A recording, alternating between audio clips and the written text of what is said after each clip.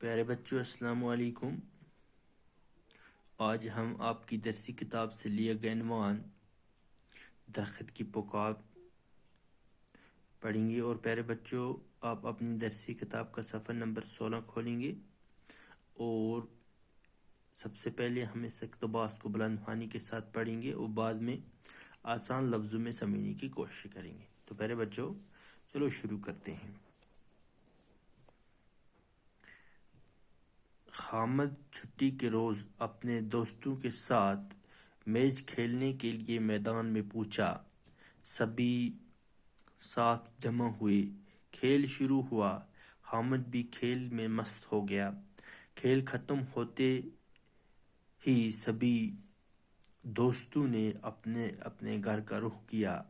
حامد بھی تھکا ہارا گھر واپس جا رہا تھا کہ راستے میں ایک خوبصورت سایہ دار درخت پر نظر پڑی۔ ذرا دیر آرام کرنے کے لیے وہ درخت کے ساتھ ٹیک لگا کر بیٹھ گیا۔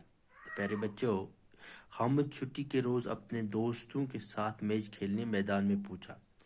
ہم نے کیا کیا؟ چھٹی تھی اور اس دن چھٹی کے دن اپنے دوستوں کے ساتھ میچ کھیلنے کے لیے ایک میدان میں پہنچا، ٹھیک ہے نا؟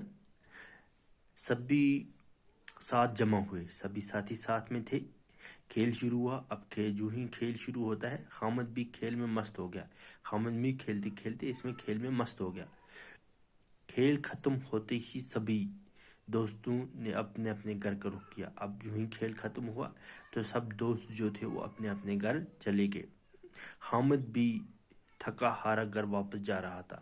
اب حامد بھی تھک گیا تھا کھیل کھیل کے، تو گھر جا رہا تھا کہ راستے میں ایک خوبصورت سایہ دار درخت پر نظر پڑی۔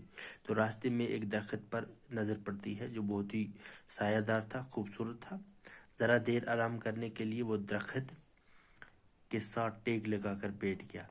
حامد کے ذہن میں خیال آیا کہ تھوڑا دیر آرام کر لیں، اور آرام کی نیند کی وجہ سے وہ درخت کے ساتھ ٹیک لگا کر بیٹھ گیا۔ آگے کیا ہوتا ہے وہ ہم انشاءاللہ کل پڑھیں گے، ٹھیک ہے بچوں؟